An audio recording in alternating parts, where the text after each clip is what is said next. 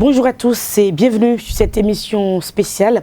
Nous sommes donc le dimanche 28 avril de l'an 2019. Une émission spéciale, disais-je, que vous propose la rédaction de Zawi TV en ce jour très spécial où le peuple béninois est appelé aux urnes pour renouveler les 83 sièges de l'Assemblée nationale. 2 partis seulement ont pu obtenir le quitus pour concourir. Les partis de l'opposition n'ont pas pu faire valider leur liste. Le mandat des députés prend fin au Bénin le 15 mai prochain.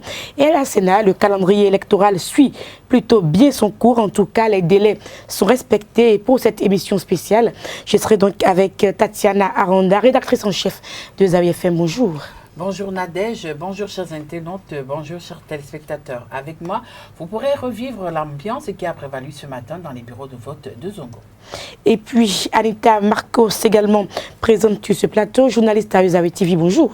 Bonjour Nadège, bonjour mesdames, messieurs. Tout à l'heure, il sera question du calendrier électoral publié par la Sénat et de son suivi. Et il sera également question du point de la 7e législature.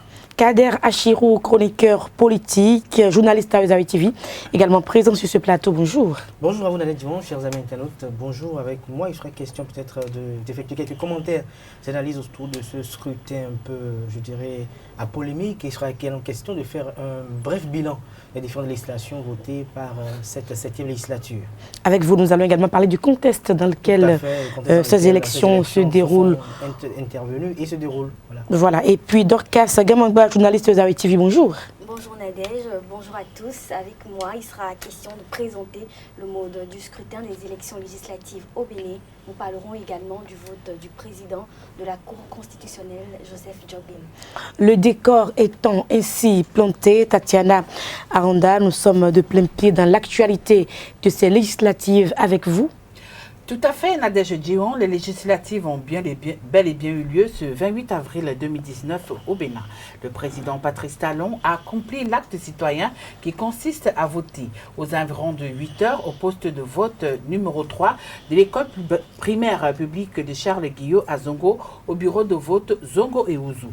Le cortège présidentiel a franchi le seuil aux environs de 7h50. Le chef de l'État a d'abord assisté son épouse dans son bureau de vote au poste 2. Le président Talon n'a pas fait de déclaration après son vote, mais il a eu un bref bain de foule devant le centre de vote. Il a profité de la proximité avec les populations pour vérifier s'ils détenaient effectivement leur carte de vote. Le couple présidentiel s'en est allé laissant les populations dans une agitation. Les observateurs sur les lieux n'ont pas manqué l'occasion d'exprimer leur observation à cette étape du vote. Revivez l'ambiance qui a prévalu ce matin quand le chef de l'État et son épouse sont allés accomplir leur devoir civique.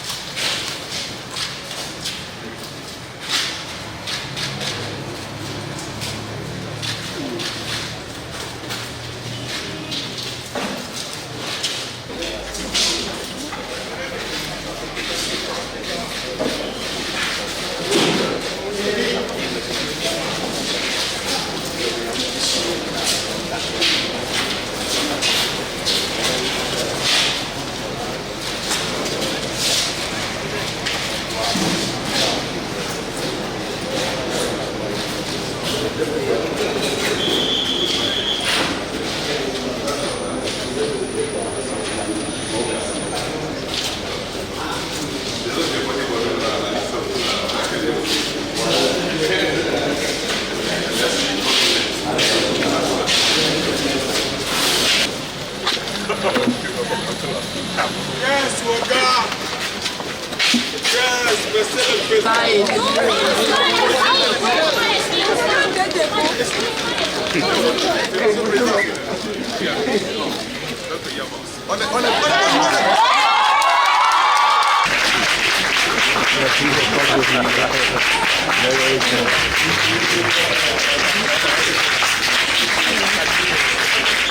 Je l'ai dit à l'entame, parmi les observateurs, il y avait Paul Gavès, secrétaire exécutif de la plateforme des ONG, Association africaine pour la promotion de la démocratie.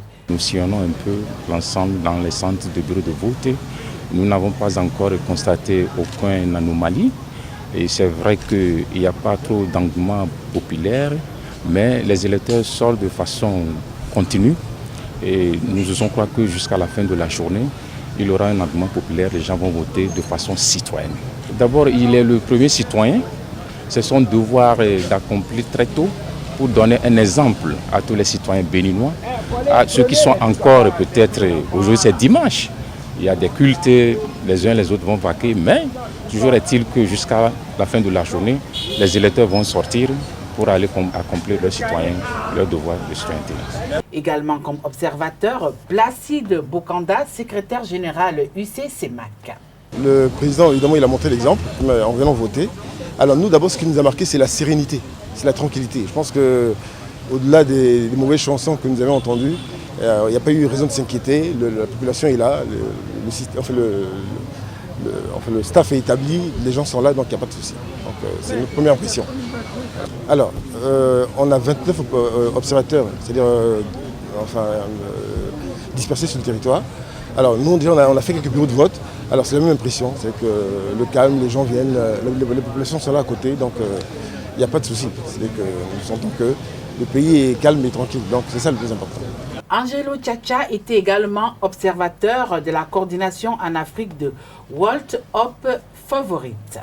Nous sommes présents aujourd'hui pour, comme d'habitude, faire des observations pour l'élection législative de 2019. Moi, elle est particulière et pour nous, notre position d'observateur, il est quand même important de participer pour voir avec tout ce que nous avons eu comme information, tout ce que nous avons suivi lors des pré-campagnes et des campagnes jusqu'à aujourd'hui, est-ce que le peuple béninois va passer ce message, le message qui est toujours celui de toujours mettre au devant la démocratie, mettre toujours devant cette maturité qu'on a connue lors des présidentielles passées.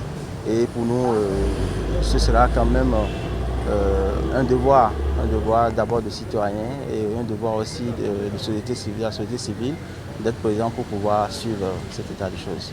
Il est vrai que pour l'heure, il est trop tôt de se prononcer de façon générale, mais pour les centres que nous avons parcourus et nos observateurs qui sont déployés sur pratiquement tous les départements, nous avons de bonnes nouvelles qui nous parviennent. L'ambiance est assez bonne.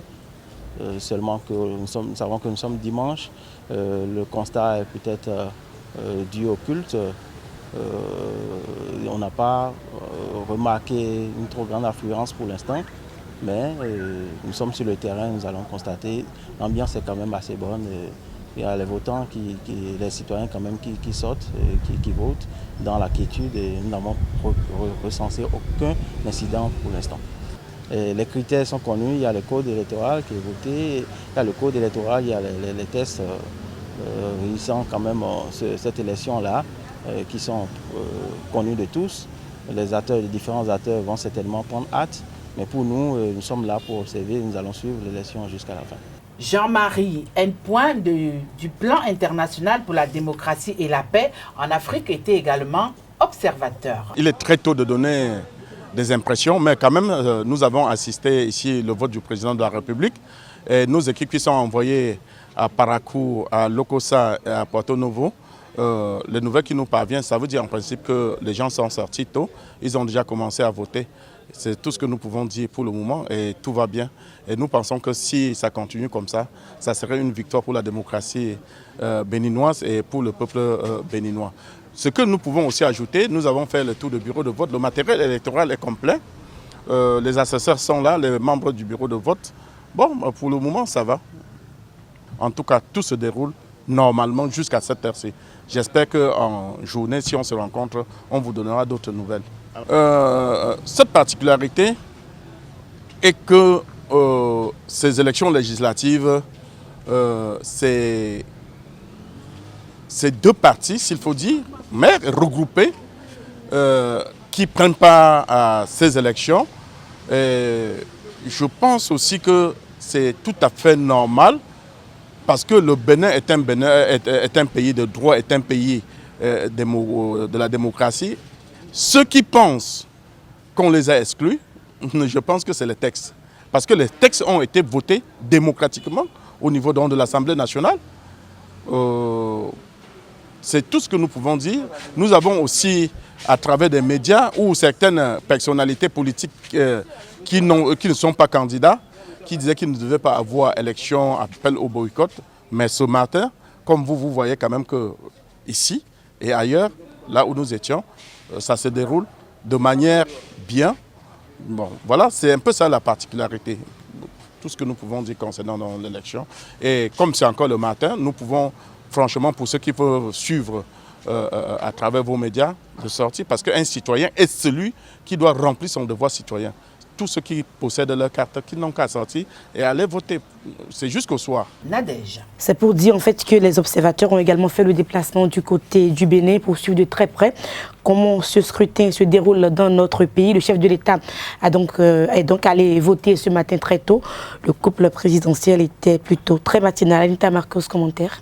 Oui, Nadège, il prône le respect et le respect des droits et des devoirs. Et donc, en tant que président de la République, je pense que le président de la République, Patrice Talon, montre le bel exemple à ses citoyens. Kader Achirou, vous avez également suivi ces images-là. Oui, le président Patrice Talon, comme... plutôt très relax dans son habillement. Oui, très relax comme à ses habitudes quand il s'agit d'effectuer des activités paraprofessionnel, parce que quand Patrice Talon est dans une autre posture, vous le voyez dans une autre posture, dans une autre tenue, dans un autre accoutrement, et quand il se retrouve dans la fonction de présidentielle, vous voyez toute la finesse dans l'habillement, avec le soin qu'il y met, la cravate bien nouée, le costume vraiment sous mesure, bien repassé et tout. Et même quand il est dans ses tenues locales, vous voyez aussi le soin que c'est fait aussi. Ça prouve que l'homme qu'on a en face tient au respect méticuleux de toutes les dispositions légales et mises en vigueur. Et donc Patrice Talon se rendre très tôt le matin au centre de vote, c'est pour prouver aux citoyens que aujourd'hui c'est le jour, c'est le grand jour. Et donc il faut aller voter, il faut se lever et donner le bel exemple. Et donc il faut être matinal pour ne pas rester dans les longues files d'attente. Et donc c'est probablement le message que le président Patrice Talon a voulu lancé à ses concitoyens, et comme Tatiana Randa l'a rappelé tout à l'heure, on a eu à le constater puisque nous étions également tous sur le terrain. Nous avons vu que Patrice Talon s'est rapproché de ces populations. C'est l'expression de ce que le chef de l'État n'a pas peur. Il n'est pas dans la psychose comme on tente de le faire croire, mais il sait qu'il n'y a rien à craindre, et il a voulu aussi se rapprocher de ses concitoyens pour savoir comment vous appréciez les choses qui se passent, est-ce que vous êtes déjà prêts pour le travail qui doit être fait. Et je crois que c'est dans cette dynamique que Patrice Talon s'est rapproché d'eux pour voir un peu est-ce qu'ils avaient les cartes d'électeurs et leur remonter le moral, leur donner l'assurance. Vous savez, quand vous êtes un citoyen et que c'est le chef de l'État que vous avez en face qui vous dit encore allez voter, allez choisir qui vous devez choisir, on n'est plus regardé, on se dit voilà, nous sommes en toute sécurité, en toute quiétude, et encore nous sommes dans le centre de vote où le président Patrice Talon est venu voter. Donc on estime que ça doit être le centre de vote le plus sécurisé du pays, sur le pas sur tout le plan et sur le territoire national. Et donc je crois que c'est cela que Patrice Talon a fait. Nous ne pouvons que applaudir cela. Nous espérons que au cours de la journée jusqu'à la fin de cette soirée, nous aurons encore d'autres figures charismatiques de la vie politique du pays qui peut-être ne sont pas d'accord avec le système en place, mais qui pourront peut-être exprimer leur amertume dans les urnes, car le vote n'est pas forcément l'expression du choix des partis politiques en liste, mais c'est l'expression également de dire que je suis en désaccord avec ce qui est fait et que je ne me retrouve pas dans les choix qu'on me propose pour les dites élections. Alors, Tatiana Randa, ce qu'on a remarqué également, c'est que l'ancien chef d'État, le président Boni Yahi, n'est pas encore, jusqu'à ce que cette émission ne soit en train d'être tournée, n'est pas allé voter.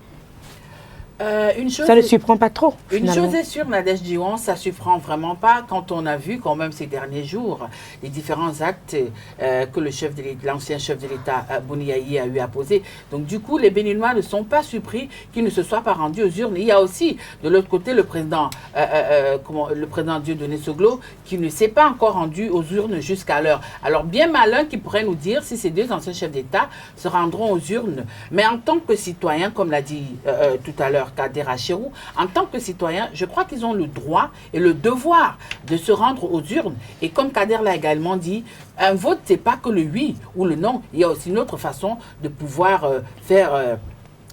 exprimer son mécontentement au peuple béninois.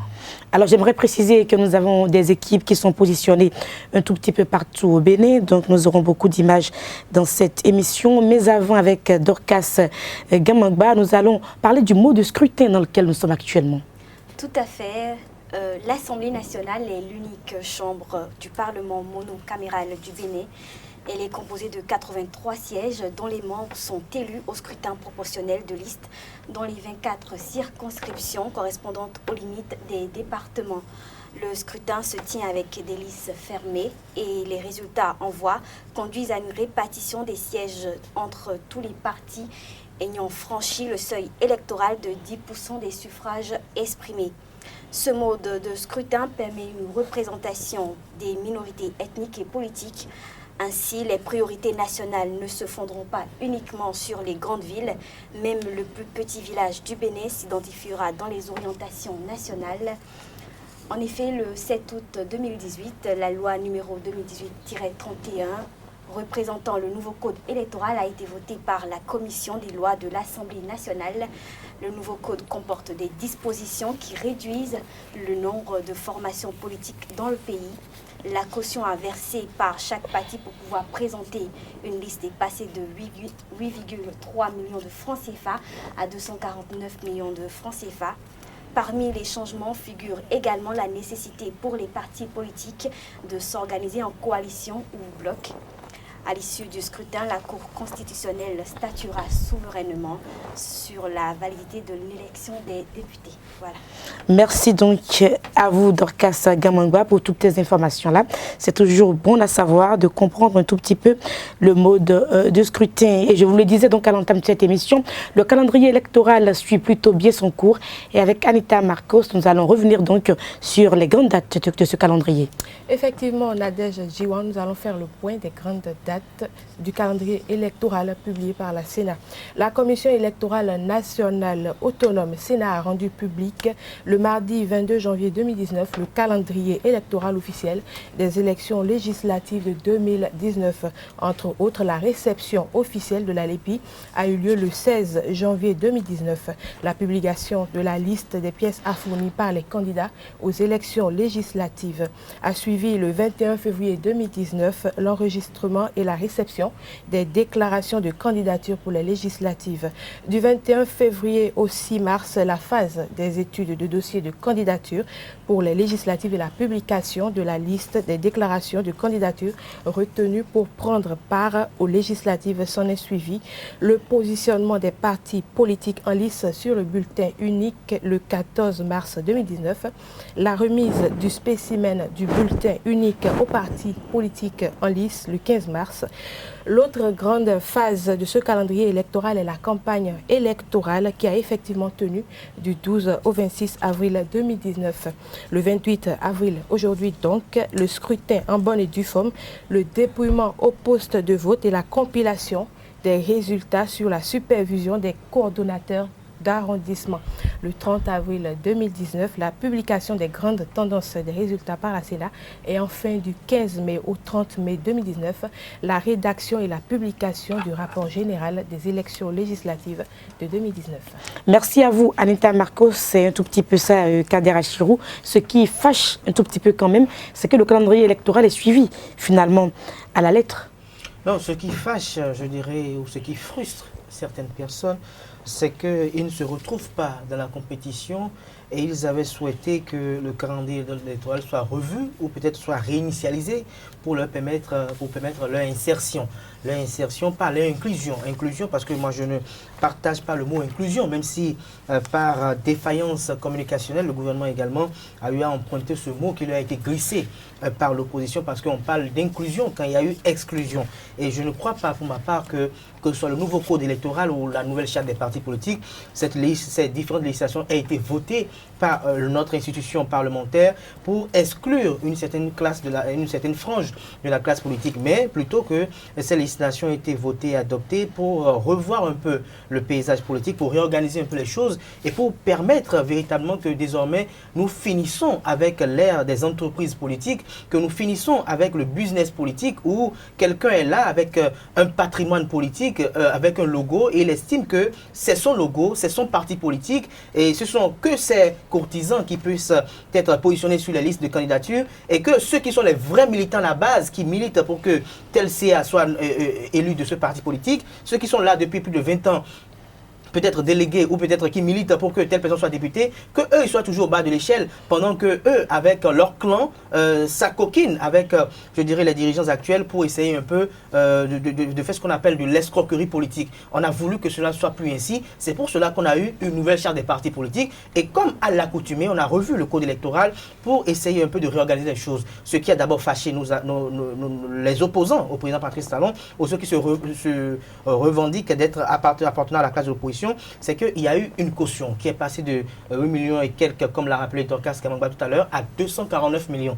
Et ils ont expliqué pourquoi ils estiment qu'il faut payer désormais 249 millions. Parce que ceux qui sont, je dirais, les instigateurs de ces différentes législations estiment que on ne peut pas venir être député si on n'a pas les moyens pour battre campagne. Et donc, quand vous êtes député et qu'on voit les avantages qui vous attendent, on estime que pour être député, on vous demande que ce soit vous et votre suppléant de vous débrouiller pour trouver 3 millions de francs CFA, sans compter les frais de campagne que vous-même vous êtes obligé de pouvoir, je dirais, mettre à contribution. Et donc, le candidat sur la liste et tête de liste et son suppléant donne 3 millions de francs CFA fois 83, ça donne les 249 millions. Et donc, l'opposition s'est attardée sur ce détail qui pourrait être résolu à leur niveau parce qu'on ne dira pas qu'au sein de cette opposition, il manquait de ressources financières pour, je dirais, payer ces 249 millions. Mais ils sont attardés sur un détail qui était négligeable et dont ils n'avaient pas la possibilité d'avoir les rapports de force politique pour exiger cela. Parce que c'est ça qui a tué ceux qui sont là aujourd'hui. Autre chose que les gens oublient quand on parle de deux formations politiques en liste, c'est qu'il y a également 3 autres formations politiques, à savoir Force Kouri pour le développement du Bénin, FCDB de Soumane Touliba. Il y a également Moël Bénin de Jacques Ayadi et le Parti de Renault démocratique Père de Maître Adilon Bédi qui ont une existence légale au Bénin. Mais seulement qu'ils se sont été recalés parce qu'il y a eu des défaillances. C'est là où il y a eu le feuilleton de faute grave ou faute mineure au niveau de la Sénat. Donc ça ne revient pas de la faute du législateur s'ils sont recalés, mais c'est juste dû au fait qu'ils ont essayé de se conformer aux nouveaux standards, mais en ne prenant pas en compte les exigences dans leur plénitude. Et donc c'est à ce niveau donné qu'ils sont coincés. Et donc ils ne peuvent que s'en prendre à eux. C'est vraiment pas bien séant qu'on comprenne que pour une élection législative, pour le Bénin, grenier de la démocratie, le Bénin qui a tout le temps été modèle démocratique, le Bénin qui a tout le temps été un repère, pour ne pas dire qui a toujours eu une démocratie, qui fait toujours, je veux dire, appel à faire école, que ce soit le Bénin là qui aujourd'hui participe à une élection législative avec 2 partis politiques créés il y a à peine 6 mois. Mais c'est la réalité. On a voulu revoir les choses. Les députés, même ceux qui sont aujourd'hui frustrés et déçus, ont approuvé ces différentes législations. Et donc, je ne comprends pas pourquoi on devait faire autant de tapas. Il faut juste dire qu'à un moment donné, les acteurs politiques ont sous-estimé les capacités politiques du président Patrice Talon parce qu'ils ont eu à croire que c'était un homme d'affaires, ils ont eu à croire qu'il n'était pas politicien et donc eux ils pouvaient le faire harakiri et donc c'est eux qui se sont fait pendre à la fin. Et donc l'essentiel aujourd'hui, ce que nous devons attendre aujourd'hui, ce que nous espérons aujourd'hui, c'est que la législature à venir puisse être à la hauteur des attentes et qu'elle ne tombe tombe pas dans je dirais, une image de vassalisation du pouvoir parlementaire, mais que même si elle a trait à une assemblée unicolore, encore que j'ai foi et je reste convaincu qu'il y en a sur ceux que j'ai vu positionner qui ne seront pas vraiment très fidèles à ce qu'on leur demanderait de faire, même si ils ont été élus sur, je ne sais quoi, sur des listes de l'Union progressiste, de Bloc républicain. Je suis convaincu qu'il y en a parmi eux qui ont dignité et resteront dignes, bien qu'étant députés. Et donc, il s'agit du Bénin, pour revenir à ces deux lois. Les lois, elles sont votées, elles sont applicables, elles sont en train d'être appliquées et nous ne pourrons pas en vouloir à ces législateurs qui ont pensé revoir les choses. Maître Adenon Ngbeji en 2015, quand il prenait les rênes du Parlement, a eu à le dire qu'il fallait forcément revoir le système partisan qui était en train de s'effriter et qui, en 2016, a prouvé ses limites, où on s'est retrouvé à une élection présidentielle avec 3 premiers à une élection présidentielle où aucun d'eux n'était politicien. Lionel Zissou n'était pas de la vie politique nationale du pays. Sébastien Germain Adjavon, dans l'ombre, a tout le temps aidé les politiciens.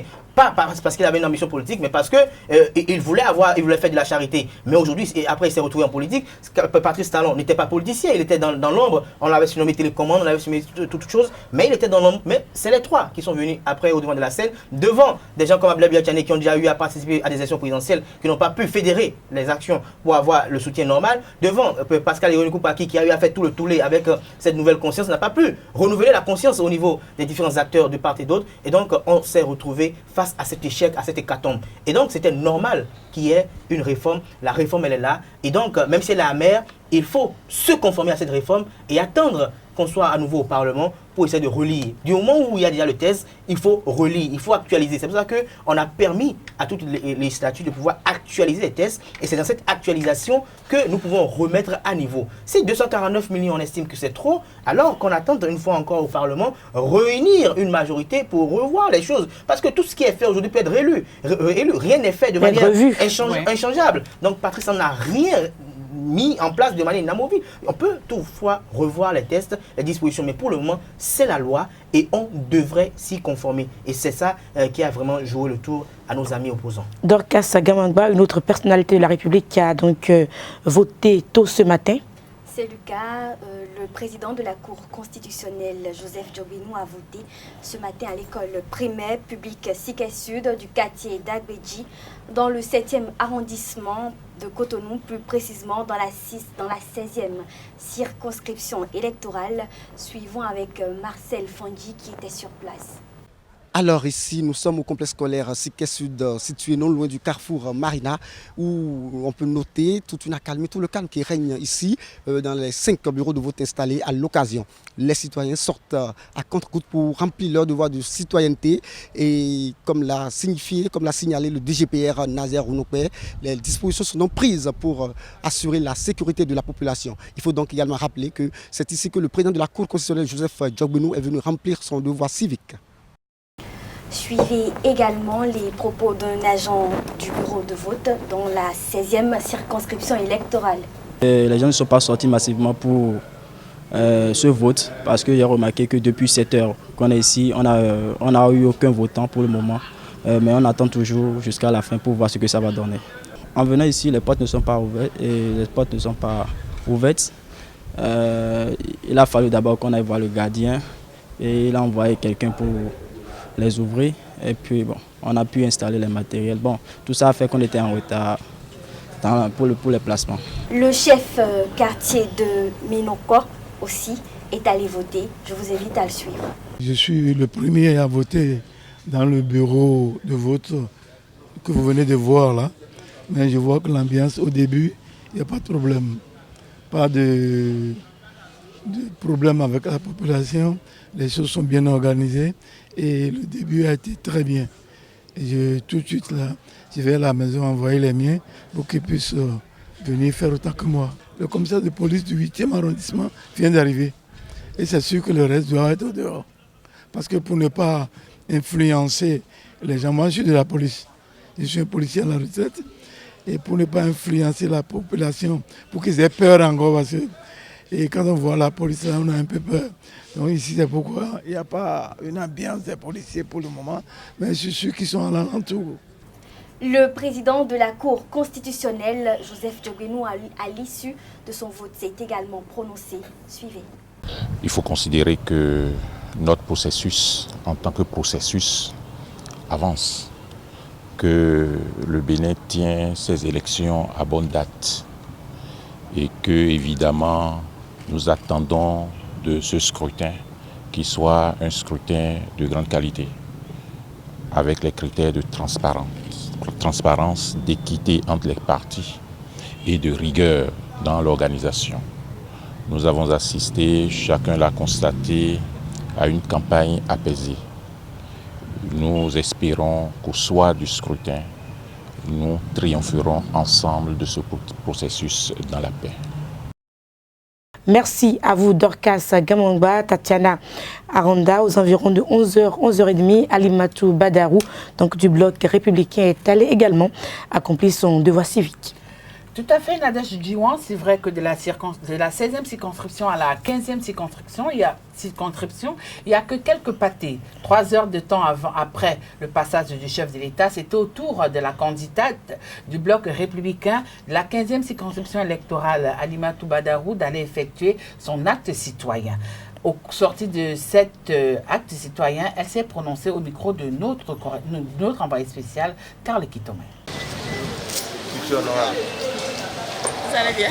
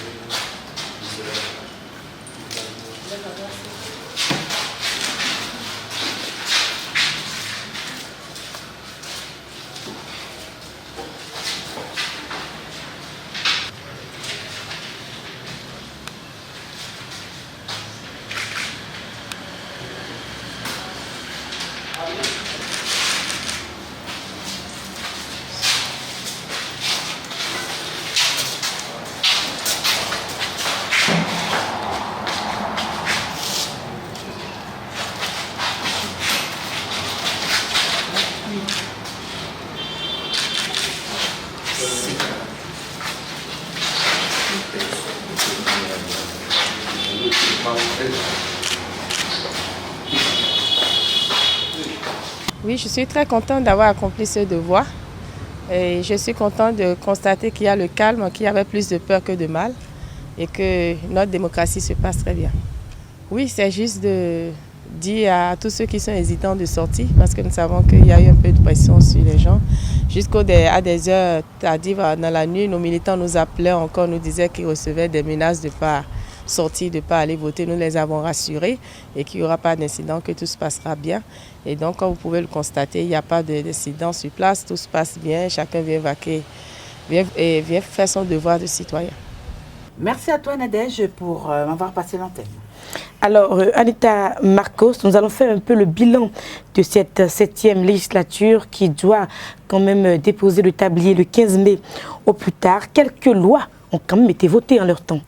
Oui, Nadège, effectivement, l'heure est au bilan et à l'instar des législatures précédentes, la 7e a essayé autant que possible de donner le meilleur d'elle-même. À ce titre, il est important de préciser qu'elle a voté plus de lois que toutes les autres législatures. Exactement 141 lois votées à son actif de 2015 à aujourd'hui. Alors, parmi ces lois votées, nous pouvons faire cas de la loi fixant les conditions et la procédure d'embauchage, de placement de la main-d'œuvre et de résiliation du travail et de résiliation du contrat de travail en République du Bénin, la loi relative au crédit bail en République du Bénin, la loi portant création des forces armées béninoises, la loi fixant les fêtes en République du Bénin et la très controversée loi portant charte des partis politiques. La quantité n'étant pas le synonyme de la qualité, d'aucuns à l'heure du bilan estiment que la 7e législature est la pire qu'ils aient connue.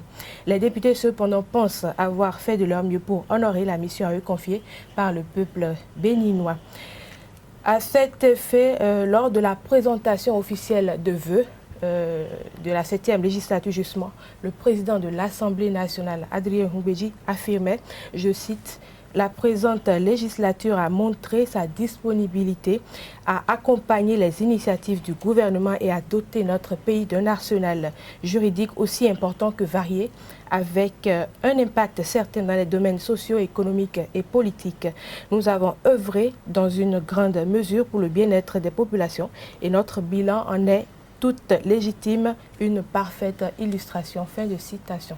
C'est donc ce qu'il faut retenir des propos du président de l'Assemblée nationale lors de la présentation officielle des vœux. Et à l'heure des bilans, il faut dire que les populations ne sont peut-être pas très positives face au bilan actuel, mais les députés de leur côté estiment quand même avoir fait de leur mieux.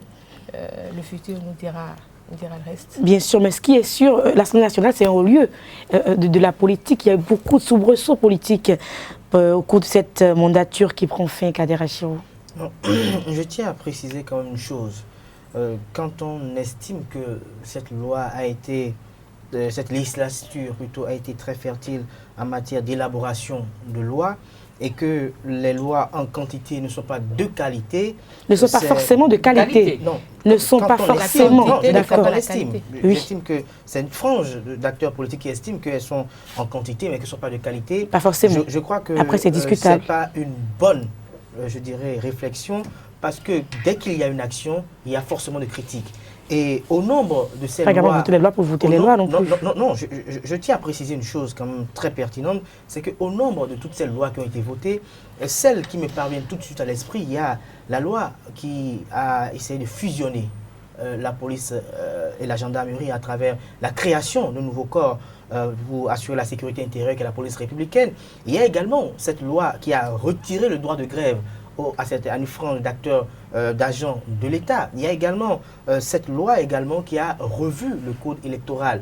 Donc, je tiens à préciser une chose quand même, qu'il y a eu un besoin à un moment donné qui s'est fait sentir.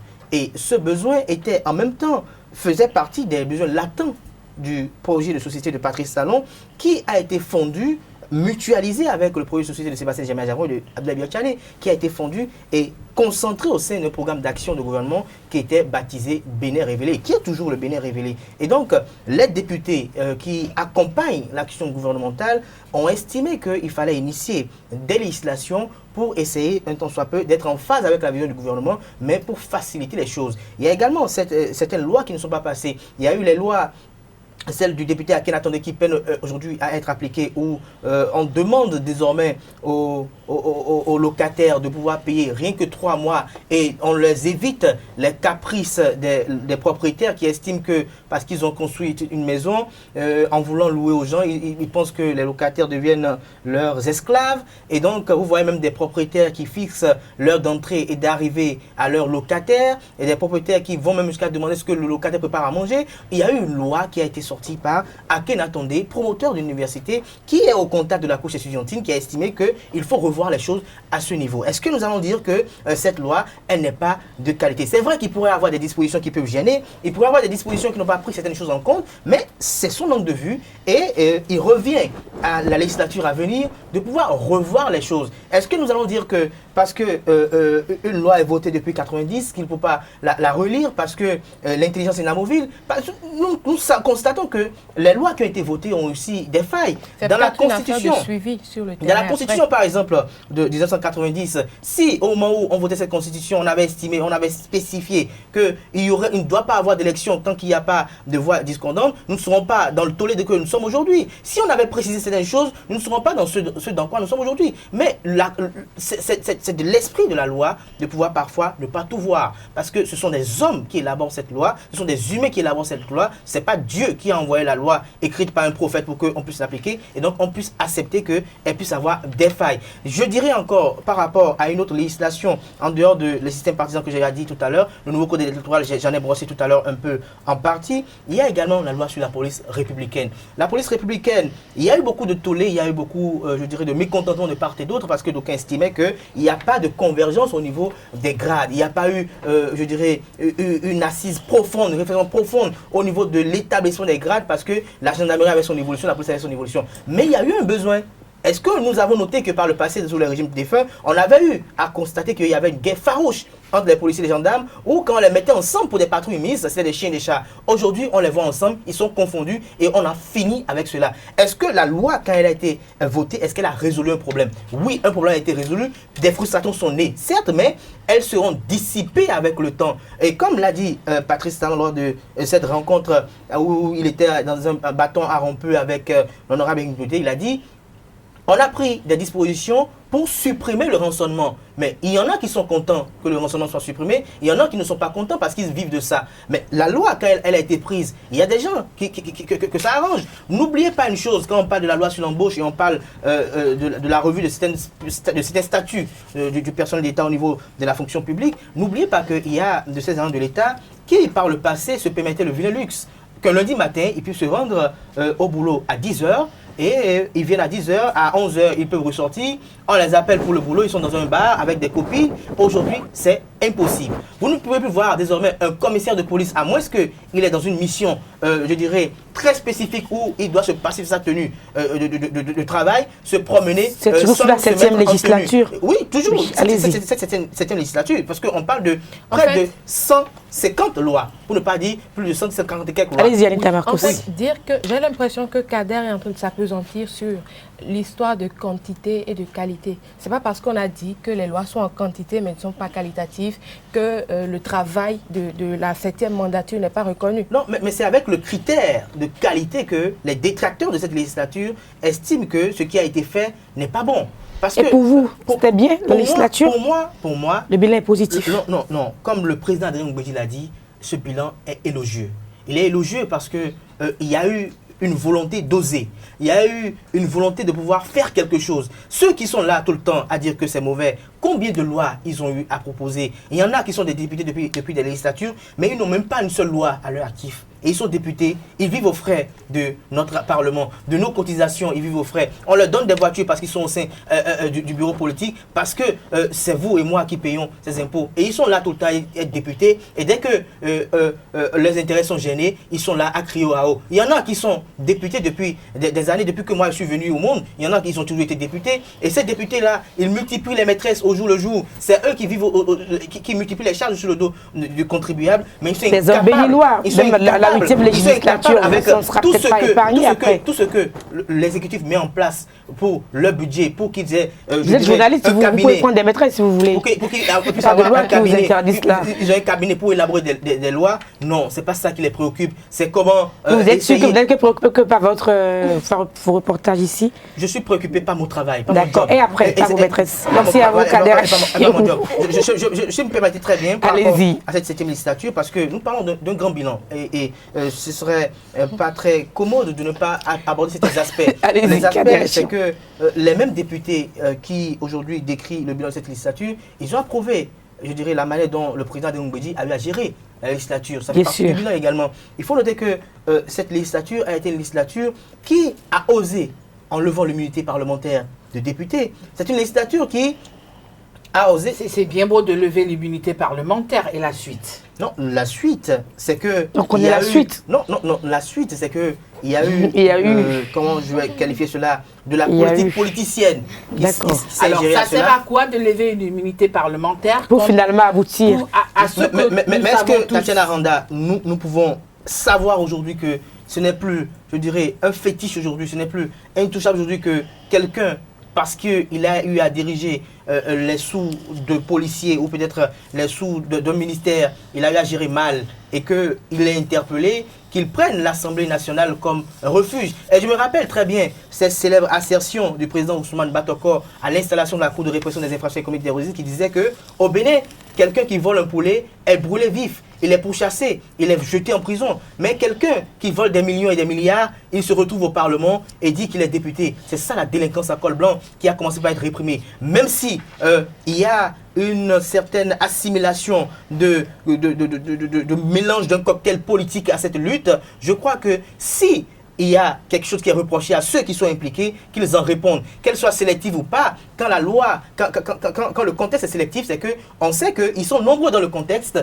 mais qu'on en choisit quelques-uns. Est-ce que ceux qui sont indexés aujourd'hui, est-ce qu'ils ont des choses qu'on leur reproche? Est-ce qu'ils ont des choses à eux à leur reprocher? Est-ce qu'ils doivent répondre? Alors qu'ils en répondent pour le moment. Et quand vous parlez également de l'immunité parlementaire et autres, il y a aussi la haute cour de justice que j'espère que dans les jours à venir, tous ceux qui sont mis, et moi pour moi c'est même un bel exemple, parce que je suis convaincu que quand Patrice Talon partira un jour, puisqu'il finira pas partir tôt ou tard un jour, quel que soit le nombre d'années, un jour tous ceux qui sont ministres aujourd'hui, tout ce qui a été effectué, eux aussi pourront aller devant ces mêmes juridictions pour répondre. Et donc à ce niveau donné, il n'y aura pas de tabou pour dire qu'il y a chasse de sorcières, il n'y aura rien à faire. Ils iront là-bas comme on en a l'habitude, comme les députés en ont l'habitude de dire, laver leur honneur. Donc eux aussi iront devant ces juridictions laver leur honneur. Et c'est pour le bonheur de votre fille Tatiana Randa, c'est pour le bonheur du garçon de Nadia Djiwan qui puisse aller devant cette juridiction pour répondre. Là désormais nous ne pourrons plus avoir avec votre permission Nadia, je suis bien d'accord avec tout ce que Kader est en train de nous illustrer.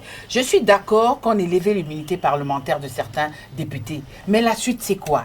On n'a pas levé l'immunité parlementaire aujourd'hui et les députés sont partis. Moi, je pense, pour ma part, quand on décide de lever une immunité, on engage aussitôt un certain processus. Parce que jusque-là, c'est bien beau, on a levé ces immunités parlementaires, mais les populations sont restées sur leur faim. Mais pour les pays. On n'a pas levé l'immunité parlementaire aujourd'hui, ils sont partis demain. Non. Aujourd'hui, qu'on le veuille ou non, les populations sont restées sur leur faim. Non, la justice a un rythme qui est Je suis d'accord avec vous, Kader Achirou. La justice va à son rythme. C'est vrai qu'on ne brusque pas la justice, mais les populations lambda, comme vous l'avez dit tout à l'heure, c'est bien pour ma fille, c'est bien pour le garçon de Nadia Djiwan, c'est bien pour le garçon de Anita. Mais plus tard, est-ce qu'ils comprendront que une fois qu'on a levé cette immunité, c'était quoi la suite? La suite. Parce que l'histoire est là, elle est têtue. Oui, l'histoire est là, l'histoire est têtue. Donc ça veut dire que la suite revient maintenant. La suite, c'est à la justice. Parce qu'on a eu l'impression qu'un homme a été humilié et tout, et puis après on n'a pas. Mais si l'on dit ainsi, que dirons-nous? C'est vrai que ça nous sort un peu du cadre de la législative, mais que dirons-nous du cas de Modeste Toboula et du ministre Dassigli, qui dans les jours à venir aussi iront répondre de ce qu'il est reproché? Je crois que. On espère que ça finira bien, au moins, qu'on saura clairement ce qui s'est passé de ces deux côtés-là. C'est vrai qu'on n'aura pas une retransmission en direct comme le procès ICC Service, mais je crois que, journalistes que nous sommes, nous ferons le devoir, comme on a l'habitude, de pouvoir rapporter aux téléspectateurs, aux amis internautes qui ne sont peut-être pas au pays, comment ça se passe. Merci à vous. Nous allons parler à présent. Allez-y, Anita Marcos. Avant qu'on ne passe à un autre sujet, à l'heure des bilans ou du bilan de la 7e législature, il est aussi important de faire état des graves déclarations de l'honorable Roselyne Soglo en temps et qui les déclarations qu'elle a eu à dire pour dire qu'il y a eu de l'argent qui a circulé. Qui parlait de corruption. Ça, c'est pas élogieux, par exemple. Non, c'est pas élogieux. Non. Vous savez pourquoi? Ce sont des déclarations que je qualifie de déclarations politiques. Parce que l'honorable Roselyne Soglo, maman, mémé qu'elle soit, envers qui j'ai beaucoup de respect, est une politicienne. Et n'oubliez pas que c'est cette déclaration qui a fait chambouler les choses. Et on est en politique et parfois on peut jouer franc jeu. Comme parfois on peut inventer, comme parfois on peut spéculer, comme parfois aussi... Mais personne n'a contredit ce qu'elle a dit. Non, personne ne peut pas contredire parce que si vous constatez bien les débats parlementaires... Les loups ne se mangent pas entre eux. Si vous constatez bien les débats parlementaires au niveau de l'Assemblée nationale, ils ont beaucoup de respect pour Roselyne Soglo, non seulement pour son âge, mais parce qu'elle est la doyenne. Elle a vu des législatures se succéder, elle a accueilli d'autres, elle a couvé d'autres, elle a vu d'autres grandir. Et donc, comme nous sommes dans une société africaine, c'est une mémé qui est là. Et donc, il ne faut pas manquer de respect. Et comme on le dit chez moi bien en Ango, on dit, on ne regarde pas le lion dans la figure. Et on fait bien de parler de Roselyne Soglo parce que ça nous permet de rentrer dans l'autre petite thématique. On parlera donc des femmes à l'Assemblée nationale. Cette législature, qu'est-ce que les femmes ont pu bien faire et maintenant à quoi s'attendre avec les deux blocs? Est-ce qu'on aura beaucoup de femmes à l'Assemblée maintenant? Il faut déjà souligner que Nadège, au niveau des deux partis en liste pour ces législatives, nous avons quand même eu suffisamment de femmes. Il y a quand même des femmes qui sont, même si elles ne sont pas titulaires, il y en a qui sont quand même suppléantes, en espérant que, bien entendu, ceux qui sont titulaires vont accepter de céder leur place à la femme. Mais en politique, comme quelqu'un l'a dit, on ne donne rien, il faut mériter sa place. Alors, la législature finissante, on ne peut pas dire que les femmes, elles ont vraiment brillé. Je n'ai pas souvenance que les femmes Tu Oui, permets, oui, Kader, allez-y, j'ai pas allez-y. souvenance C'est que votre les avis. femmes aient vraiment brillé lors de cette législature. Si ce n'est Madame Rosine Vieira-Soglo qui, Toujours. à chaque fois, et toujours, comme le dit Anita, tempêtait, essayait. Et j'ai de- même peur qu'on n'ait plus jamais une mais femme Oui, il y a quand même de cette Claudine carrure-là. Prudencio qui Oui, a oui, essayé et un je- tout qui petit essaie peu. aussi de... Non, au Parlement, on n'essaye pas. Non, au Parlement, on n'essaye pas. Au Parlement, soit on va au charbon, soit on reste. C'est vrai, il y avait Claudine Prudencio, il y avait Sophia Chanou, mais je n'ai pas... Rosine Daïro. Oui, mais je n'ai pas souvenance que toutes ces Qui est femmes-là... une qui a marqué l'esprit à part Rosine l'esprit Vieira-Soglo. comme Rosine Vieira-Soglo. Maintenant, avec la prochaine législature, la prochaine mandature, on espère qu'on aura du bon, parce que nous avons quand même une certaine cuvée de femmes. Nous avons Christiane Ndonobo qui est là, nous avons Alimatou Badarou qui est là, nous avons Chantal Ayi qui est là. Et c'est quand même bien, c'est du sang neuf. C'est vrai qu'elles viennent déjà avec certaines idées en espérant qu'une fois qu'elles seront là-bas, elles ne se laisseront pas manger par les loups qui sont là-bas, les vieux brisseras qui sont là-bas, qui ont déjà eu à rouler leur bosse au niveau du Parlement, qui maîtrisent les rouages. Mais ces femmes-là, j'ai confiance en elles. Je sais qu'elles ne se laisseront pas faire et nous aurons quand même de meilleurs débats. Et j'espère que ces femmes-là vont valablement représenter la jeune féminine au Parlement. Donc, Asgamangwa, vous allez placer un mot? Je crois aussi à ce que Tatiana vient de dire, parce que personnellement, je suis restée un peu déçue des femmes de la 7e législature, à part Rosine Vieira-Soglo. Le reste, les autres femmes sont restées un peu timides.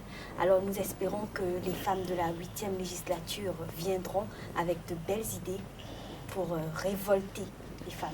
Alors, Anita Marcos, qu'est-ce qui se passe quand les femmes vont à l'Assemblée? Elles ont peur des hommes? Ben, ça, je ne saurais le dire. Je ne saurais pas qualifier cette habitude, si on peut parler, si on peut l'appeler ainsi, qu'elles ont de rester en retrait des grands débats. Ce qui est certain, c'est que la prochaine législature, effectivement, je pense qu'il y aura quand même beaucoup plus de femmes que... On a vu leur combat sur le terrain lors des campagnes électorales. Et pour être plus précise, je pense qu'au niveau du bloc républicain, nous avons 20 femmes. 20 femmes... enfin, titulaires ou pas. Et au niveau de l'Union progressiste, nous avons 7 femmes.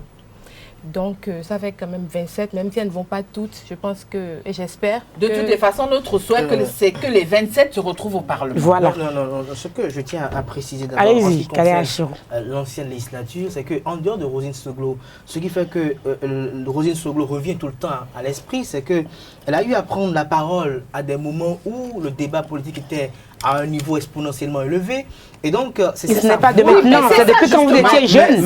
C'est depuis quand vous étiez jeune, c'est pas de maintenant. Nous avons vu Claudine Prudencio qui, lors des débats parlementaires au niveau d'obtention de consensus et de relecture, de revue de la charte des partis politiques du code électoral, qui a eu à proposer par exemple que désormais à 21 ans, on puisse permettre à quelqu'un d'être député, que ce soit plus l'autre âge, ça a été rejeté. Il y a Rosine Daïro qui a également introduit des lois où des choses n'ont pas été acceptées de manière convenable. Et il faut noter que ces députées femmes, telles que Sophia Chanou de cette législature, sont beaucoup plus actives sur le terrain des actions sociales et caritatives. Non, on n'a pas besoin d'action caritative. Tout à l'heure, Kader a souligné que Rosine Soglo, elle prenait des paroles à des moments critiques. Pendant qu'elle le faisait, les autres étaient où? Elle fait défendre. Oui, mais c'est pas que les autres. Le social sur le terrain. On ne dit pas que les autres. Elle s'occupait des orphelins de la mer. Elle s'occupait des orphelins de la mer. Jusque Rosine Vieira-Soglo bénéficie de 2 coupoles. La première, elle est ancienne première dame. La seconde, pour qu'ils connaissent son histoire, je suis désolée, ce n'est pas cette coupole-là qui est la chapelle. Cette fois-ci, je n'irai pas prier à cette chapelle. Là, qu'elle soit ancienne première dame ou pas, elle était au Parlement. Et bien avant d'être ancienne première dame, c'est une dame qui s'est toujours battue. Vous-même, vous l'avez dit tout à l'heure, elle a pris parole à des moments où il fallait. Pendant ce temps, les autres s'occupaient des mères et des orphelins. Vous les avez envoyés dans votre village. Mais jusque-là, quand Rosine Soglo parle, sa réaction, son opinion, parce qu'elle est vraie, parce qu'elle parle, parce qu'elle parle comme une femme. En ce qui concerne la législature à venir, comme les anciennes Amazones du pays. Il y a des femmes qui sont positionnées de part et d'autre, que ce soit du côté du Bloc républicain et de l'Union progressiste, mais reste à savoir, est-ce qu'elles auront les coups de franche pour pouvoir opiner dans ce milieu qui est véritablement plus ou moins pervers et très, je dirais, conflictuel, parce que nous sommes, vous avez parlé de vieux briscards, moi je ne parlerai pas de vieux briscards, mais nous sommes face à des gens qui sont là et qui savent que oui, mais qui n'ont pas de titre foncier au Parlement. Non, personne n'a de titre foncier au Parlement. Voilà, personne n'a de titre foncier au Parlement, mais il y a une chose qui est certaine, c'est qu'il y a des coutumes, il y a des rituels propre à ce Parlement. Et quand vous venez en tant que nouveau parlementaire, vous devez être intronisé. Et quand vous êtes intronisé, il y a des procédures. Il y a des procédures à adopter, il y a des positions à adopter. Et en dehors de cela, il faut jumeler plusieurs choses. La volonté de son parti, le parti politique qui vous a mandaté au niveau de l'Assemblée nationale, vos convictions personnelles, à cela s'ajouter à ce que vous, en tant qu'élu du peuple, vous entendez auprès de vos militants et militantes. Je crois qu'il faut vraiment être une femme de poigne pour véritablement jumeler tout cela, pour véritablement... C'est ce qu'il nous faut dans notre Assemblée. On a besoin d'avoir des femmes de poigne. Nadège Dion, si vous permettez, ce que les gens ne comprennent pas au niveau, quand on parle de... Il faut positionner les femmes, on veut les femmes beaucoup plus à l'Assemblée nationale. Nous ne voulons pas, je ne sais pas, nous ne voulons pas une Assemblée féministe, mais nous voulons des femmes de qualité au niveau de l'Assemblée nationale. Des femmes de qualité, c'est-à-dire quoi? Qu'on nous présente des femmes qui ne seront pas manipulables au niveau de l'Assemblée nationale, ce que je suis sûr et je suis convaincu que les politiciens ne feront pas, parce qu'ils savent que les femmes, quand elles arrivent à contrôler les choses, il est difficile de leur arracher ce pouvoir. Et donc, je ne voudrais pas qu'au niveau de cette Assemblée nationale, qu'on envoie dans ce Parlement des femmes qui seront, je dirais, comme une manette de jeux vidéo qu'on peut téléguider, mais je voudrais qu'il y ait des femmes à la Rosine Soblo, comme vous l'avez ici bien souligné tout à l'heure, des femmes qui pourront prendre la parole, oser, qui pourront même se départager de l'opinion collective de leur parti politique pour dire voilà ce que veut le peuple, voilà ce que je pense en tant que, je dirais, acteur de telle formation et telle, je dirais, catégorie professionnelle, et que ce ne soient pas des gens qui disent notre parti a dit, nous voulons faire, le chef de l'État a dit, nous voulons faire, nous soutenons les actions du chef de l'État, nous soutenons le PAG, sans connaître même les piliers fondamentaux du PAG. Nous ne voulons pas ce genre de femmes au niveau de l'Assemblée nationale. Et je demande aux électeurs qui ont la chance de suivre en direct cette émission, de ne pas choisir ces gens de femmes. Si ce sont des femmes, s'ils ont la conviction de ce que cette femme-là au Parlement, elle ne pourra pas représenter vaillamment les femmes, parce qu'il y a des femmes battantes, mais des femmes qui seront là-bas parce que, oui, on nous a dit de voter oui. Oui, parce qu'on nous a dit, nous sommes journalistes. Parce que les femmes également, il y a les hommes. Nous avons le privilège de leur faire des interviews. Et nous entendons des choses également. Nadège, je suis heureuse de voir tout l'argumentaire de Kader Achirou, mais je crois quand même que sur ce même plateau, vous avez eu à recevoir Nadège et vous, une comme Alimatou Badarou, oui, une comme Christelle Oudouroubo. Je ne suis pas sûre qu'une fois au Parlement, ces deux Amazones, par exemple, marcheront selon la ligne du parti, si tant est que les intérêts des populations sont en jeu. Elles sont que deux. C'est ça que je voudrais d'abord qu'on donne des exemples. Oui, c'est des exemples que je suis en train de donner. C'est des exemples que je suis en train de donner. Moi, je suis sûre d'une chose, Nadège, c'est que les femmes, pour cette 8e législature, elles ne vont pas nous décevoir. Parce que pratiquement toutes les femmes... Je sens qu'il y a quelque chose de bien qui arrive. Il y a quelque chose de potable. Et puis, il faut dire que si on avait dit à ces femmes-là, il y a encore quelques années qu'elles se retrouveraient au Parlement, elles n'allaient pas y croire. Il y a quelques mois encore. C'est à force de travailler et surtout, elles ont eu foi en elles. Elles ont eu foi. Ça, c'est déjà un fait qu'il faut souligner. Non, je crois que comme on a eu à le dire déjà une fois sur une émission ici, il faut que ces députés, femmes comme hommes, une fois élus, prouvent leur légitimité parce qu'ils ont été élus dans un contexte pas très commode. Et donc, c'est à eux de prouver qu'ils sont des députés approuvant les actions du gouvernement, inscrivant dans la logique de vouloir accompagner le chef de l'État, mais qui ne sont pas des godillots, qui ne sont pas allés pour vassaliser les institutions parlementaires, mais qui sont allés pour voir les choses et les faire dans l'institution supérieure de la nation. Parce que n'oublions pas une chose, que si Patrice Talon a une volonté manifeste de vouloir réussir et le besoin effréné de vouloir avancer à la vitesse de la lumière, qu'il peut arriver à des moments donnés qu'il ne puisse pas voir les choses à travers un diagnostic participatif. Mais dans cette dynamique, il revient aux députés de dire non, c'est bon, l'idée y est, mais la procédure n'est pas bonne, il faut la revoir. Mais si ce sont des députés qui sont assis là, à rester là pour dire, comme c'est le chef de l'État, oui, c'est notre soutien, ce serait un véritable problème. Si ce sont des députés qui sont là et que lorsqu'on leur proposera ce qui est peut-être probablement une éventualité, une révision constitutionnelle, et que la monture tombe sur la table de l'Assemblée nationale, et qu'ils estiment qu'il ne faut pas être critique envers ce texte, ça me pose un problème. Et c'est là où je vois certains hommes que je n'appellerai pas le nom ici,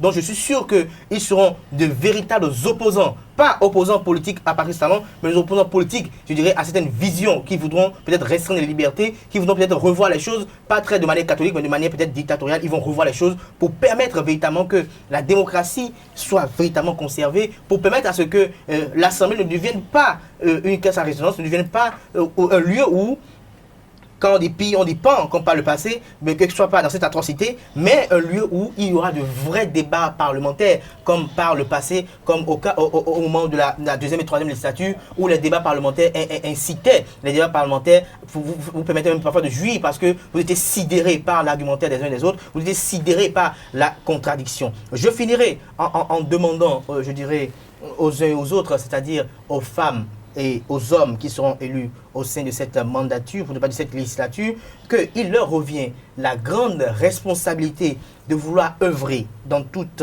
leur plénitude pour ne pas que les frustrés d'aujourd'hui puissent se retrouver à l'avenir toujours frustrés. Parce que une accumulation, une concentration de frustration finit par exploser. C'est vrai que les situations leur ont permis par la chance des choses de se retrouver députés, parce qu'il y en a, si le jeu était vraiment ouvert, il y en a qui ne pouvaient même pas poser leur orteil au niveau du palier de l'Assemblée nationale, mais la situation les a permis ça aujourd'hui, qu'ils s'agenouillent et rendent grâce et miséricorde au Tout-Puissant, et qu'il revient à eux aujourd'hui de pouvoir tout mettre en œuvre pour que 2020 se passe aisément, pour que 2021 se passe aisément, et que ceux qui sont aujourd'hui écartés, qui se disent voilà des gens normaux, voilà de bons démocrates. On n'est pas au niveau de l'Assemblée nationale, mais parfois ils nous consultent pour des questions de grand intérêt de la nation. Mais si ils agissent dans un intérêt de ce que vous n'êtes pas là, vous n'hésitez plus, on vous zappe, vous n'êtes pas là, vous hésitez, on vous zappe, ils n'ont qu'à faire attention. Et Patrice Talon doit veiller au gré à cela, parce que s'il ne sait pas faire, ceux-là qui sont élus aujourd'hui et qui seront élus dans quelques heures, qui vont dire qu'ils soutiennent les actions du chef de l'État, ceux-là peuvent saper le mandat du chef de l'État, et le bilan ne sera pas un bilan sur les talents de gloire, mais sur d'autres talents. Et moi, j'espère que le bilan soit sur les talents de gloire, parce qu'il y a des avancées qui sont là, et les avancées, il faut les doigter, les avancées, il faut les pointer du doigt, les avancées, il faut poursuivre dans ces avancées pour permettre véritablement au peuple béninois de prouver que ça doit marcher. Et moi, je suis content, je demande aux populations béninoises d'être fiers de ce Parlement qui sera élu, parce que ceux qui sont là ne sont pas des Gabonais, ne sont pas des Togolais, ne sont pas des Ivoiriens, mais ce sont des Béninois, de localités béninoises, qui parlent le fond comme moi, qui parlent le Nago comme moi, les Dacha comme moi, et le Bariba comme moi. Et le goût comme moi. Merci à vous, Kader Achirou. Donc, il faut les accompagner. Il ne faut pas dire ce sont les députés de talent, ce sont les députés nationaux, les permettre d'être à l'aise, d'avoir les conditions morales au point pour pouvoir exercer dans leur plénitude, pour que Anita Marcos, Nadège, pour revenir sur la question de la représentativité de la femme à l'Assemblée, on a, comme Tatiana disait tout à l'heure, on a effectivement vu sur ce plateau une Christelle Ndongo confiante en l'avenir, confiante en son rôle, un rôle qu'elle devra jouer à l'Assemblée de la 8e législature, puisque on a senti dans son discours qu'elle est partie de l'expérience des femmes qui sont là actuellement, pour établir une certaine démarche lorsqu'elle sera à l'Assemblée. De toutes les manières, moi je pense qu'il y a espoir pour la 8e législature, parlant de la représentativité de la femme. Tatiana Honda. De toutes les façons, la prochaine législature, c'est une nouvelle expérience. Cette fois-ci, comme l'a dit... Une expérience démocratique. Oui, comme l'a dit un confrère, toujours sur ce même plateau, on n'a jamais essayé un parlement monocolore.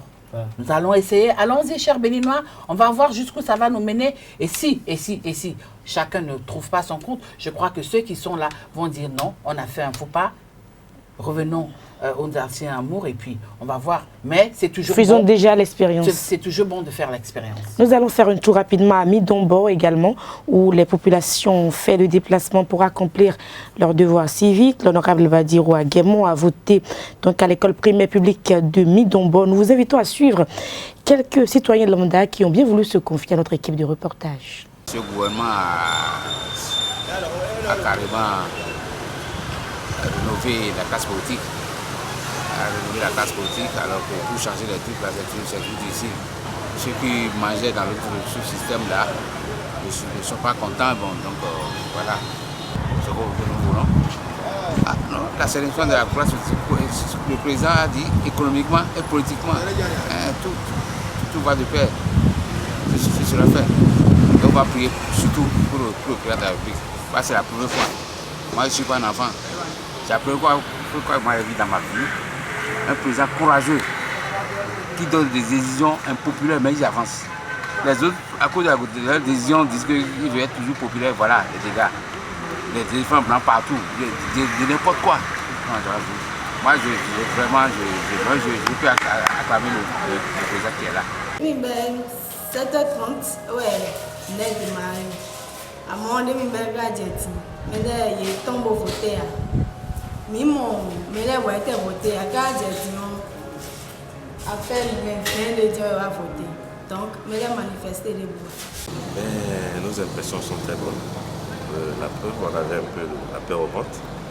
Je crois que, ayant vu l'acte que le président de la République a posé, ça a pesé plus d'un. Et voilà la raison pour laquelle moi aussi j'ai eu ce courage. Donc, je pense que la situation, à mon avis, est assez apaisée. Bien qu'il n'y ait pas affluence, je pense que tout se passe bien. Sûrement, comme d'aucuns l'ont dit, je pense que ça doit être certainement par rapport au culte. D'aucuns vont à la messe, vous le savez bien. Et surtout par rapport à tout ce qu'il y a eu comme information et comme situation de guerre ou de trouble qui pourrait avoir lieu. C'est peut-être des raisons qui ont justifié ce manque d'affluence ce matin. Et je suis sûr que les Béninois d'ici viendront comme je l'ai fait, certainement ce soir. En tout cas, d'ici la fin du vote, je pense bien que ça va bien se passer. Retour plateau, nous sommes donc presque à la fin de cette émission spéciale. Nous allons quand même faire le point de la journée d'aujourd'hui très rapidement. C'est vrai que nous sommes dimanche, beaucoup de personnes sont allées donc dans les églises. On n'a pas eu, les populations n'ont pas évidemment, ne sont pas évidemment sorties très massivement pour voter à contre-gouttes. Les personnes sillonnent donc les bureaux de vote. Kader Achirou. Tout à fait. Il n'y a pas beaucoup de personnes comme à l'accoutumée dans les centres de vote. C'est vrai que nous sommes peut-être un peu plus tard dans la soirée. Peut-être dans la soirée, ils vont sortir. Mais je tiens à faire observer une chose, c'est que sur les 10 formations politiques que nous avons, il n'y a que 2 qui sont en compétition et il n'y a que 5 qui ont demandé à leurs militants, il y a 3 formations politiques, bien n'étant pas dans la course, ont demandé à leurs militants d'aller voter, comme le DBN, comme d'autres, comme FCDB, qui ont demandé à leurs militants d'aller voter. Pour le parti de leur cœur, de leur choix. D'aller faire un choix. Parce que, comme je le disais à l'entame de cette émission, il y a plusieurs manières d'exprimer son choix. Je suis pour l'un, je suis pour l'autre. Et secondo, je ne me retrouve pas dans ce que vous me proposez. Et donc, je fais un bulletin nul. Et donc, c'est aussi, je dirais, un choix. Et donc, à ce niveau donné, il y a eu également dans la foulée des appels à la démobilisation, c'est-à-dire pour ne pas permettre aux gens de se rendre dans les centres de vote. Il y a eu des appels à ce qu'il faut rester. Et il ne faut pas occulter le fait qu'il y a eu, je dirais, une insistance dans des messages qui étaient diffusés dans l'opinion publique nationale et internationale pour inciter les uns les autres à la peur, pour les conditionner à ce que dans la ville, il pourrait y avoir des mouvements, des actes de vandalisme, il pourrait y avoir... Comme il y en a eu dans certaines villes du Nord. Voilà, comme il y en a eu dans certaines villes du Nord, mais je crois qu'à Cotonou et à Boumé-Calavi, il y a un calme réel qui est. Je suis allé faire mon travail dans des centres de vote. Je n'ai vu personne brûler, ne serait-ce même un papier quelque part. Et donc, je crois que... La police républicaine également fait bien son travail. Donc, vous pouvez encore aller voter. Je peux estimer que ce sont les militants de l'Union progressiste et ceux du Bloc républicain qui vont accomplir le devoir citoyen, ajouté à quelques autres militants des formations politiques qui sont invités. Et donc, l'Union sociale libérale qui a demandé à ses citoyens, à ses sympathisants et partisans de ne pas aller voter et autres, je peux estimer que ce sont leurs, je dirais, courtisans et autres qui ne sont pas rendus. C'est vrai. C'est le dernier tour de table, allez-y. Je tiens à respecter leur position, mais j'estime que, comme je le pense très bien, la vraie posture d'un démocrate est de savoir attendre. Et quand on veut attendre, c'est de parfois prouver à ses sympathisants et courtisans que nous nous accrochons à rien. Nous ne sommes pas figés à quelque chose, nous ne sommes pas conditionnés à quelque chose, mais tout ce que nous faisons, c'est pour vous. Et c'est en le prouvant ici, en demandant, allez faire ce que vous semblez, en mettant vos militants devant l'autel de leur conscience. Je n'oublierai pas le fait qu'il y a eu, comme vous l'avez évoqué tout à l'heure, des actes de vandalisme au niveau du secteur. Des incidents mineurs. Des incidents, bon, nous n'allons pas jouer sur les mots mineurs et majeurs, mais on a brûlé, je dirais, des pneus par endroit, par autre endroit également. Qu'est-ce qu'on a eu à faire? On a posé des fétiches. Par ailleurs également, on a eu à brûler des urnes, pensant que c'était les urnes de 2019, alors que c'était les urnes de 2016 qui étaient entreposées dans le conseil communal. Je crois que ces actes ne sont pas dignes de personnes qui aspirent à diriger ce pays. Je l'ai dit et je le redis, quand vous habituez les populations à ne pas respecter la légalité, quand vous habituez les populations à être en déphasage avec les lois, sachez que si vous, Tatiana Aranda, un jour, vous devenez président de la République, si vous les habituez ainsi, un jour, eux également, ils ne vont pas vous respecter quand ils seront manipulés à coups de billets de banque. Et je finirai en mettant l'accent sur l'Internet qui a été, je dirais, est-ce que c'est coupé, mais qui miraculeusement, puisqu'il n'y a pas de communiqué, on peut estimer que peut-être ce sont les réseaux sociaux qui, de manière, par coïncidence, ont tous eu des problèmes techniques, ce qu'on dirait peut-être à un enfant du couple primaire, mais l'Internet a été coupé, c'est sûrement pour des mesures sécuritaires, et je crois que pour la sécurité, la stabilité du pays, tout est bon à faire. Si c'est la meilleure méthode à emprunter pour permettre que les élections se déroulent dans la pacificité et dans la quiétude totale, alors que cela soit fait pour que je puisse me lever demain matin encore, aller voir Nadège Dion chez elle et voir ce qu'elle a préparé, pour qu'après demain, je ne puisse pas me perdre de route parce qu'on aurait Merci à vous, Kader Achirou. N'oublie pas qu'on est sur une chaîne Internet quand même. Donc, Internet, on a besoin d'Internet. On est sur une web TV. Tout à fait. Et puis, c'est pour ça que les internautes ne nous ont pas eu forcément en temps réel. Tatiana Aranda, un mot de fin. Oui, Kader Achirou estime qu'à Cotonou et à Calavi, ça va très bien. Les gens sortent pour voter. Mais je veux faire comprendre à Kader que le Bénin ne se limite pas à Cotonou et Calavi. Le Bénin va au-delà. Si, au niveau de Savet, au niveau de Tchaourou, Parakou et autres, au niveau de Porto Novo, dans l'Ouémé, massivement aux urnes et qu'il y a eu des incidents, j'estime que non. Là, c'est pas bien. Non, ils expriment leur mécontentement. Oui, ils expriment leur mécontentement. Et la police républicaine et l'armée sont mises à contribution. Il faut régulariser la situation. Il y a des endroits où la police n'a vraiment pas réussi à calmer ces incidents-là. Est-ce que ce n'est pas pour contenir, mais la police républicaine était dans une dynamique de ne pas vouloir faire usage des moyens qui étaient prévus. Et je crois que des mesures ont été prises. Quand il y a beaucoup de personnes, ce n'est pas toujours évident aussi. Mais une chose est sûre, ce qu'on doit retenir, c'est que aujourd'hui, malgré tout ce qu'on a dit, les Béninois ont encore une fois de plus déjoué tous les pronostics. Merci. Ils se sont rendus aux urnes. Maintenant, que le taux de participation soit 1%, qu'il soit demi%, qu'il soit 0% même, une chose est sûre. Le 15 mai, on aura de nouveaux parlementaires. Voilà. Anita Marcos. Alors, j'estime que si les populations sortent à compte-gouttes, c'est peut-être parce que justement, il y a une atmosphère de terreur et de peur qui règne depuis qu'ils ont peut-être reçu des messages ou dans les inbox, voilà, dans les messages privés. De ce qu'il y aura violence et tout. Mais au-delà de tout, je pense quand même que voter, c'est un devoir moral, même si ce n'est pas encore une loi, parce que dans certains pays, c'est une loi et les gens sont obligés d'aller voter. Sinon, dans le cas contraire, ils sont punis de toutes les façons possibles. Bon, ici, j'estime que c'est un devoir moral. Maintenant, je pense que les gens devraient sortir quand même si on sait un peu ce qui se passe, on connaît la situation. Parce qu'après, moi, j'ai toujours pensé qu'il faut toujours jouer son rôle dans la société. Il faut toujours jouer sa partition, participer à l'histoire politique de son pays pour ne pas après regretter de ne pas avoir contribué quand même à l'évolution de l'histoire politique de son pays. Moi, par contre, je n'ai pas fait le même constat qu'Kader Achirou et Tatiana Aranda, parce que les rues de Calavi sont désertes, les populations ne sont pas sorties. À Cotonou, peut-être que les citoyens se rendent dans les bureaux de vote à compte-gouttes, mais ce que j'apprécie, c'est que contrairement à ce qu'on apprend au nord, il y a un calme au sud ici. Il y a les appels à résistance, à violence fusaient de partout, mais les populations ont peut-être pris conscience, ont compris que ceux qui les appelaient à résister ne seront pas dans les rues avec eux, que ceux qui les appelaient à résister ne seront pas dans les foules qui seront dispersées à coups de gaz lacrymogène, et que 10 ans après les incidents, ils construiront peut-être des monuments, des petits monuments aux morts pour le faire de ridicules hommages, et que c'est ceux qui les appellent à résister qui se retrouveront après pour déguster les vins les plus chers. Je crois que les Béninois ont compris, et donc il y a eu plus de peur que de mal.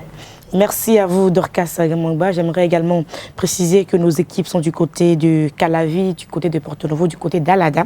On va vous ramener les images au fur et à mesure qu'on aura l'Internet donc à Usawi TV. J'aimerais également remercier toutes les personnes qui ont aidé la presse nationale et internationale à bien jouer son rôle, à faire son job pour le camp de cette belle journée du 28 avril de l'an 2019. Cette journée donc où les Béninois sont invités à aller voter. Il reste encore quelques heures. Vous pouvez encore sortir pour aller donc accomplir votre devoir citoyen. Merci à vous. C'est donc la fin de cette émission spéciale de ce dimanche 28 avril de l'an 2019. Sur le plateau avec nous, donc Tatiana Aranda, rédactrice en chef de ZAEFM, qui était donc sur ce plateau, qui est toujours sur le plateau avec nous pour cette émission spéciale. Nous avons également eu Anita Marcos, journaliste à Usawi TV, Kader Achirou, chroniqueur politique, journaliste à Usawi TV, et puis Dorcas Gamangba, journaliste à Usawi TV. Merci à vous donc d'avoir été présents pour cette émission. Nous remercions également Marcel Fondji, Carles Kitome, Larios Adjagbenon, Christian Thomaignan, Spero Noukome, Christian Oupegan, la petite mais grande équipe de Usawi TV qui s'est mobilisée ce dimanche pour que vous ayez les images en temps réel, même si l'Internet nous fait défaut. Portez-vous bien. On se retrouve donc pour la belle soirée électorale, pour le dépouillement. Au revoir.